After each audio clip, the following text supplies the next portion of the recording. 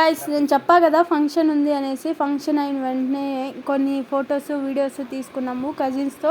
కొన్ని రీల్స్ కూడా చేసామన్నమాట. నేను ఎస్టర్డే పోస్ట్ చేశాను ఒక రీలు. ఇంకా చాలా రీల్స్ ఉన్నాయి గైస్, అవన్నీ నేను పోస్ట్ చేస్తాను అన్నమాట.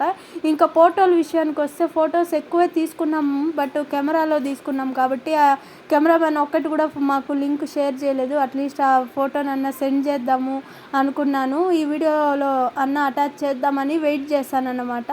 సో ఇంకా తను ఇవ్వలేదు. మేము నార్మల్గా ఫోన్లో తీసుకుంటే 2-3 ఫోటోలు ఈ వీడియో లాస్ట్లో నేను అటాచ్ చేస్తాను చూడండి.